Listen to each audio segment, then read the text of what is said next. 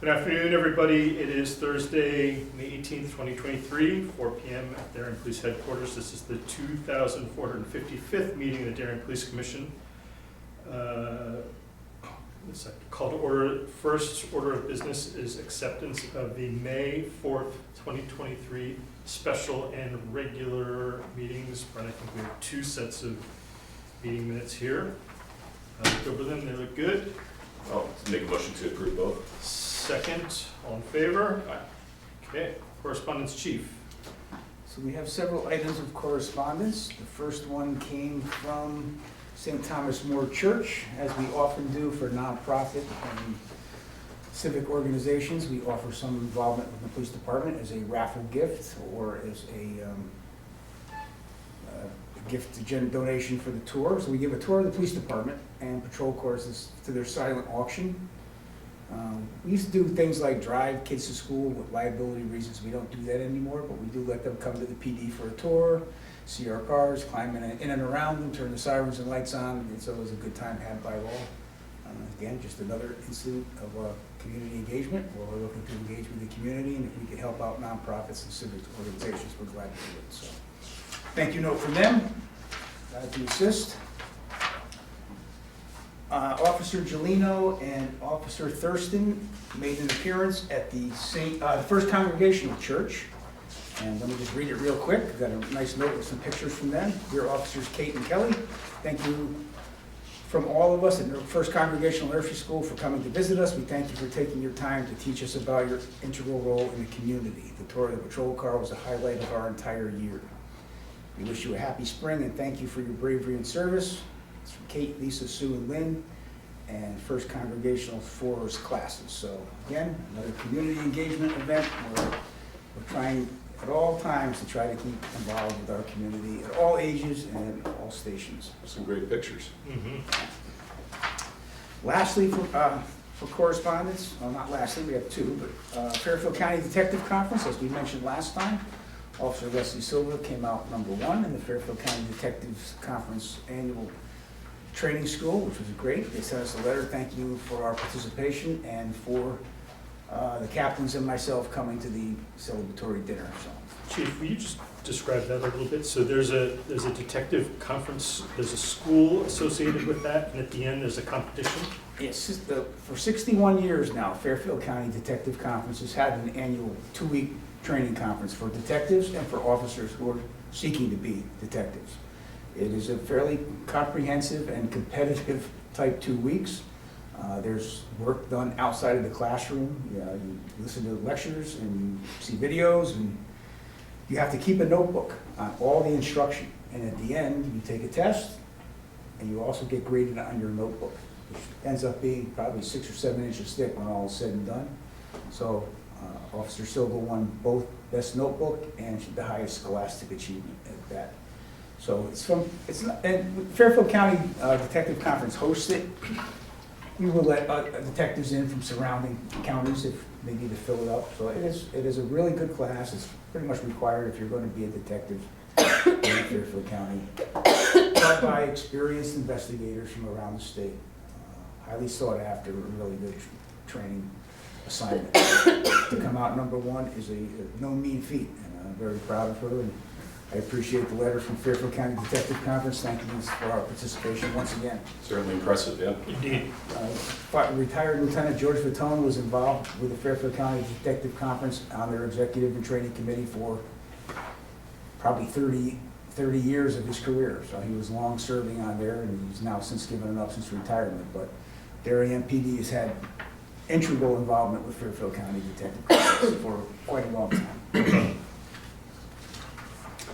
And then we got from Post, I don't know if the actual document made, I don't think it did, but just an update on Officer Natalie Silva at Post. She's doing very well. She's got another, 8 weeks? July.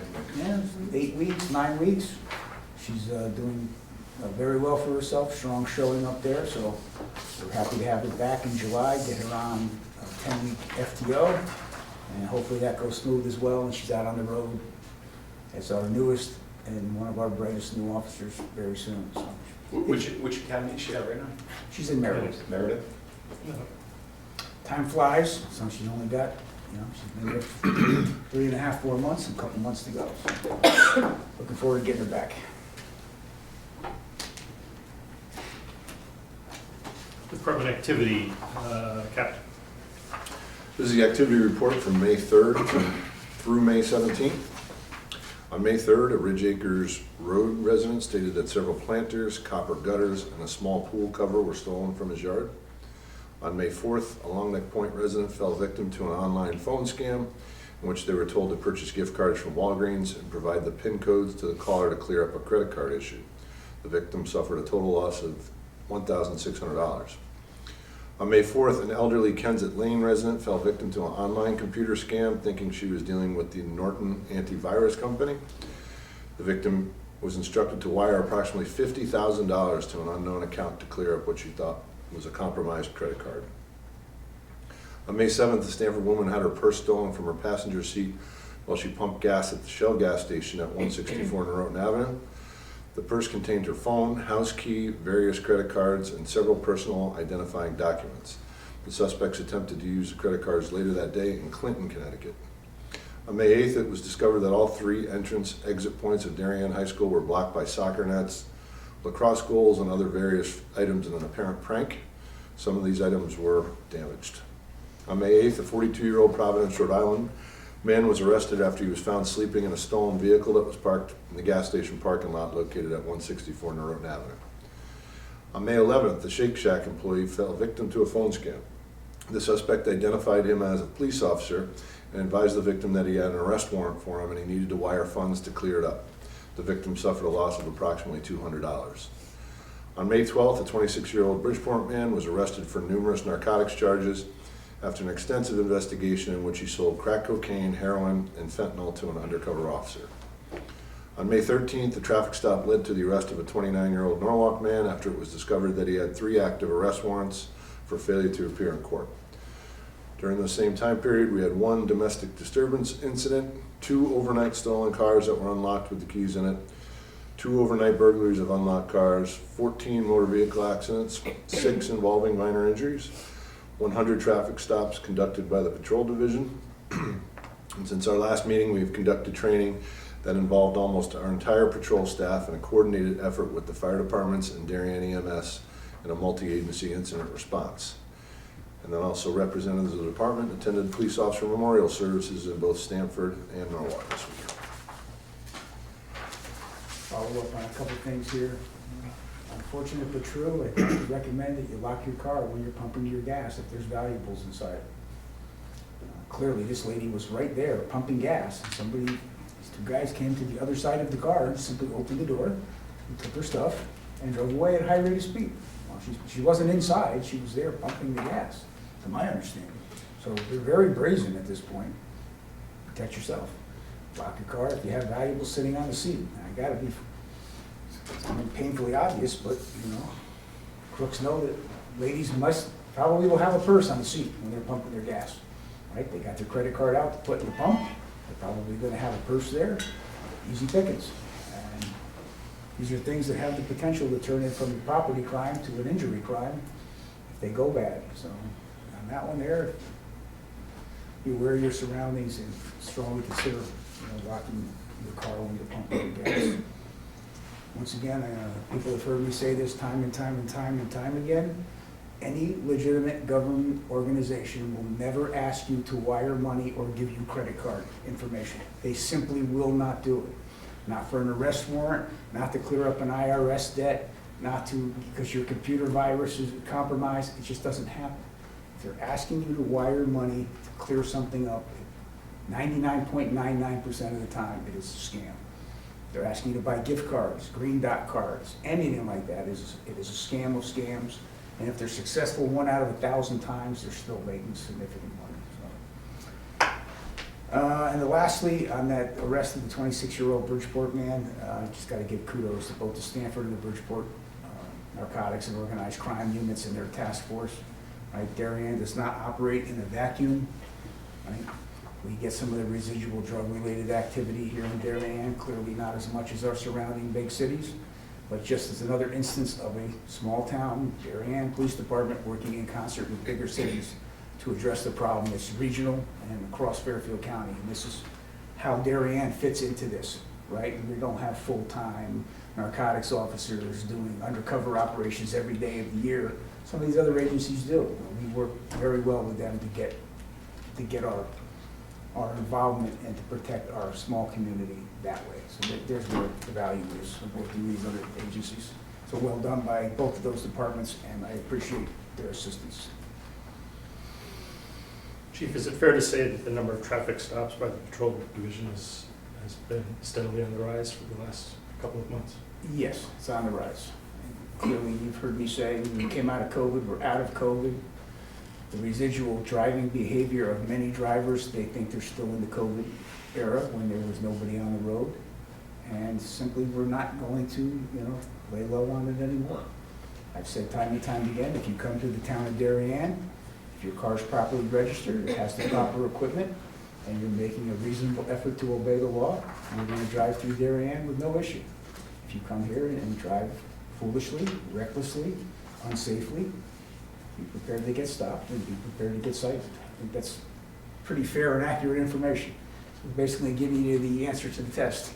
Come here and drive properly, and you won't have any problem with the Darien Police Department. Very simple. Next on the agenda is public comment. I don't think we have any comment at the moment. We haven't received any, other than what we're going to cover in old business. We'll go to old business. So nothing really to report here. Cameras are still being installed, and we're still working on a few issues, minor issues with those. And we will start training on those as soon as they're all installed, so the next week or two. Female locker room still moving forward. Nothing new with that just yet. And then the only new item of repair for the building is the sewer outside. They're gonna just repave that area. It's still too early to know a due date for the locker room, or Yes. TBD still a little bit? Yeah, so my understanding is the town just received the official drawings. They're working out electrical and contractors like that, but I don't know if it's been out to bid just yet, or if it just. Did you get that document from Yes. the architect? Yeah, we just got that last week. Okay. It's a lot of I can't even say the word. They gotta get a lot of stuff done before they get this done. Chief, Yeah. will you smile over and repeat the following phrase for me? You've got a long day, I know. Okay, Yes. we get it. Yeah. I have one question. For the plate carrier approval that we had last week, that's on order there. The lead time of that is pretty quick, yeah? I believe so. I put a purchase order in, so I'm waiting to get that back, and then we can place the order. Great. Traffic issues, resident request for posted speed limit sign on Bailey Avenue. Bailey Avenue is the cut through kind of on West and Leroy. Yes. Right, yeah. Mhm. Okay. Right. And I know a lot of these side streets don't have speed signs. It's just, if there's no speed sign posted, you're to do 25. So Ally, the resident is literally just asking for posted street signs? Right. Is there any reason why we wouldn't do that? Well, let me ask you a question. I mean, where would we be putting the sign? Right, I'd And have- do any neighbors have an issue with it? And, do you have any thoughts or recommendation around it? Is something maybe we should we take a look at that, or any thoughts on it? Yeah, I'd be willing to look into where the placement would be, what they're thinking, stuff like that. I just don't want to run into, now every side street is going to want posted. Well, first and foremost, Sign. this board, this commission cannot set the speed limit on Bailey Avenue. No. Yeah. We would have to make a request from the State Traffic Administration, which we can certainly do, because there is no set speed limit on Bailey Avenue. There never has been one, and there can't be a set speed limit without State Traffic Commission approval. So, as the commission, I believe, knows, they will not set a speed limit less than 25 miles an hour. They will not. So So- even if there's not a posted speed limit, chief, doesn't mean that there's not a speed limit, correct? We do not have a town ordinance like Stanford does. Stanford has a town ordinance that says any road unposted, I think defaults to 30, not 25. We don't have such an ordinance, right? It would come down to a reasonable, are you doing a reasonable speed, right? So that doesn't mean you can go 55 because it's unposted, no. We tell people pretty much that if it's unposted on a small side street, the 25 is what we would consider to be reasonable. That's a very defendable standard, right? We have some 20s that were grandfathered in from way back when. Maple Street is a 20. We have 3 or 4 other ones that are a 20. They will not post a 20 anymore. So the utility of how much the signage will have an impact on driver behavior is certainly debatable, because I can tell you, I've been driving on Bailey Avenue for 40 years, and I never knew whether there was a speed sign there or not. Well, we can certainly ask the state, but they won't do it without a speed study. Well, that They're was gonna gonna be come my and next actually question. do I a mean, speed if study. a speed study comes back and says the average is 20 or 25 or whatever it may be, is that something that 25 may encourage people to go maybe faster than they are today? I don't know. Is a bollard more appropriate? Not that we, But it's- I think that's definitely a place we can start, for sure. just from my perspective, if it were approved, is I just want to make sure that one resident wants it, it sounds like, and if we put something in front of another resident, 3 residents don't want it, right, so. Right. I think, my opinion is we start, I'll contact them and we start with the bollard and go from there. Great. Versus jump to, Yep. a speed sign. Sounds good. There's a possibility that the state traffic commission comes in and does a speed study, but they may post, they want to Should go post at 30 faster, yeah. as reasonable, so it's kind of a two-edged sword. Yeah. Fair enough. Is that it for old business? Chief, you have any new business? I do not. We're going to set a land speed record here. Do we want to talk about the next meeting? Sergeant, our next regular scheduled meeting is the 1st, is that correct? June 1st.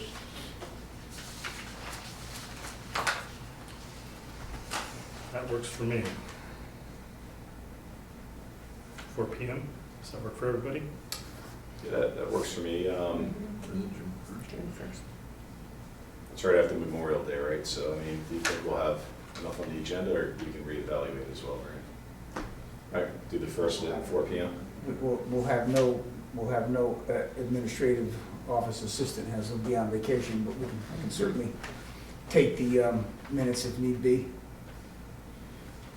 And there, unless you put an agenda together too, I'm only here to do an agenda for that day. Do we want to push then to the 15th? I mean, you don't have anything pressing, Chief, do you? We have nothing pressing that I'm aware of.